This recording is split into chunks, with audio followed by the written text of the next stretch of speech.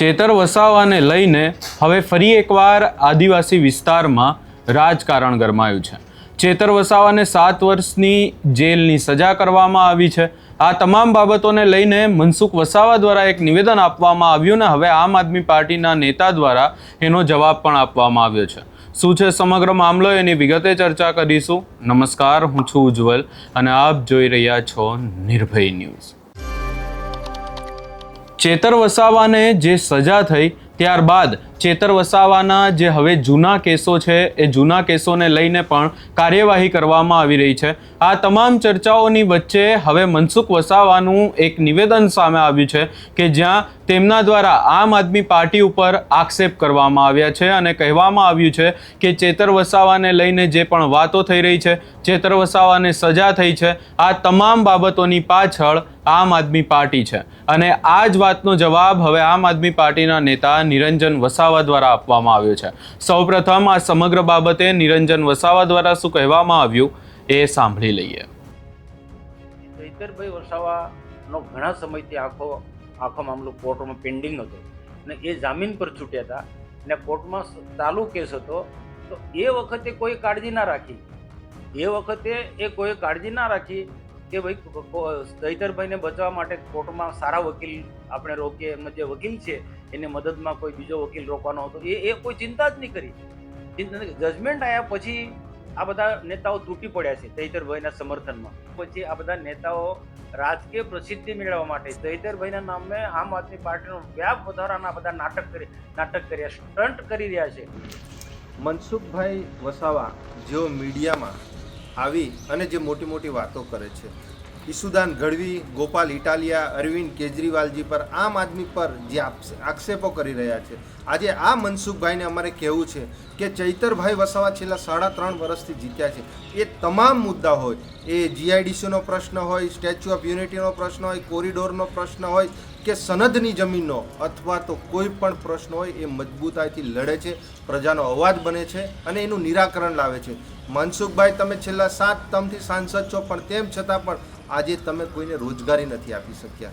આજે સમાજની તમે વાત કરો છો, દીકરીની તમે વાત કરો છો, તો મારે મનસુખભાઈને કહેવું છે કે જે બેટી બચાવો બેટી પઢાઓની તમારી સરકાર જે મોટી મોટી વાતો કરે છે, આજે એક દીકરીનું 17 દિવસનું બાળક, એ બાળક આજે નિર્દોષ હોવા છતાં આજે તે જેલમાં છે. આજે તમે કાગળ લખવાની વાત કરો છો, સરકારમાં રજૂ કરવાની વાત કરો છો, પણ મારે તમને કહેવું છે કે તમારે હાઈકોર્ટમાં હમણાં તારીખ પર છે, દીકરીના જામીન રહેજો તમે. કેમ કે તમે આદિવાસી સમાજની જો એટલી ચિંતા કરતા હોય તો તમારે એ દીકરીના જામીન તરીકે રહેશો તો દરેક સમાજ કહેશે કે ભાઈ આજે મનસુખભાઈ એક સાંસદ હોવાના નાતે આજે એક દીકરીના પડખે ઊભા છે અને એને ન્યાય અપાવશે. આજે ચૈતરભાઈ વસાવા પર 500 સીટોની જવાબદારી હતી. એ 500 સીટોમાં ચૈતરભાઈ તાલુકા પંચાયત અને જિલ્લા પંચાયતોમાં 400 સીટો લાવ્યા છે. એ આ ભારતીય જનતા પાર્ટીના પેટમાં તેલ રેડાયું છે.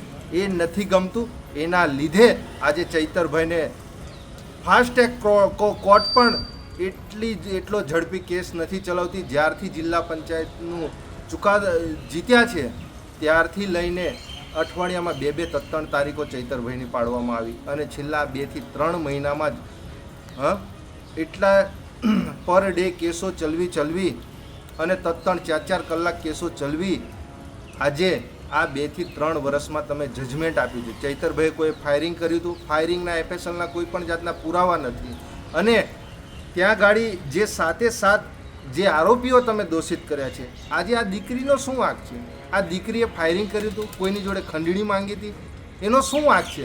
તેમ છતાં પણ તમે લોકોએ 7 જણને જે તમે આ 7 વર્ષની 9 જણને તમે જે આ 7 વર્ષની સજા કરી છે અને જે 9,46,000 રૂપિયા જેટલો દંડ કર્યો છે, જો તમને ફરીથી કહું છું, મીડિયામાં બાઇટ આપવા કરતા, મીડિયામાં મોટી મોટી વાતો કરવા છતાં, સરકારમાં રજૂઆતો કરતાં લેખિતમાં પેપરોની કામગીરી કરવા કરતાં તમે હાઈકોર્ટમાં તારીખ પડશે ચૈતરભાઈ કે બીજા કોઈની જરૂર નથી. તમારે જો ખરેખર આટલી બધી દીકરીની ચિંતા હશે તો તમે હાઈકોર્ટમાં આવી અને આ દીકરીના તમે જામીન રહેજો અને એ દીકરીને તમે છોડાવજો. ત્યારે અમે સૌ માનીશું કે આ ખરેખર એક સાંસદ જે આદિવાસી સમાજ એક દીકરીની ચિંતા કરે છે, નિરંજનભાઈ વસાવા, આમ આદમી પાર્ટી, નર્મદા જિલ્લા પ્રમુખ. અહીંયા જે મનસુખ વસાવા દ્વારા આક્ષેપ લગાવવામાં આવ્યા હતા એનો જવાબ આપતા અહીંયા સીધી જ વાત કરવામાં આવી છે કે મનસુખ વસાવા એ જાણી જોઈને આમ આદમી પાર્ટીના નેતાઓનું નામ આમાં લઈ રહ્યા છે અને ક્યાંક ને ક્યાંક જે ગોપાલ ઇટાલિયા, ઈસુદાન ગઢવી આ તમામ નેતાઓ ઉપર આક્ષેપ કરી રહ્યા છે. આ આખી બાબતને લઈને હવે રાજકારણ ગરમાયું છે. નિરંજન વસાવા દ્વારા અહીંયા મનસુખ વસાવાને લઈને સીધી જ વાત કરવામાં આવી છે કે તેમના દ્વારા આ તમામ નિવેદનો જે આપવામાં આવી રહ્યા છે નિવેદનો ક્યાંક ને ક્યાંક લોકોને ભરમાવા માટે આપી રહ્યા છે. આ સમગ્ર બાબતે હવે આજે આખી બાબત સામે આવી એને લઈ તમારો શું અભિપ્રાય છે એ અમને કમેન્ટ કરી જરૂર જણાવશો ને અમારી ચેનલ નિર્ભય ન્યૂઝને લાઇક, શેર, સબસ્ક્રાઇબ કરવાનું ભૂલશો નહીં.